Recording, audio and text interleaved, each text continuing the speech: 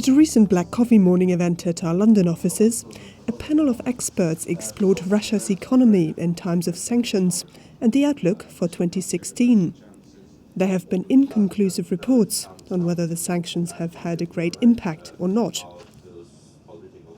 Well, I think sanctions are having an impact. I think in particular they affect confidence. So if you're a company that wants to invest, or if you're a consumer making spending decisions, if you're a bit uncertain about the environment, you probably delay your decisions, and that has an economic impact.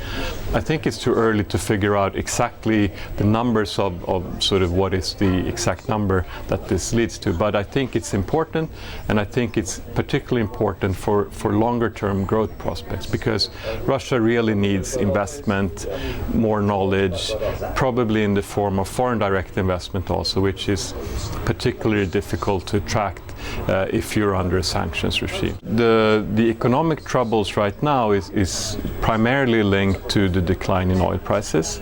Russia, as we know, is very dependent on exporting oil, and oil prices have fallen 50%.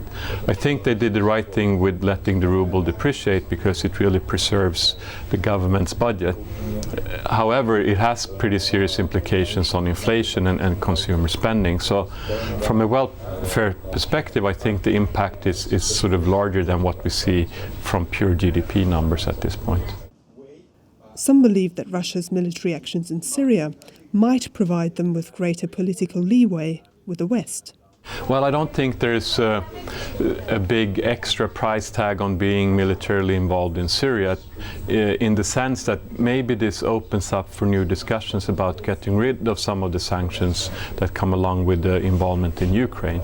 So if Syria is indeed a way of getting out of Ukraine in a way that's not too obvious to the domestic population, I think sort of the Syria involvement can potentially lead to sort of getting rid of sanctions over the next year or so, if sort of Russia has in mind of backing out of Ukraine at the same time.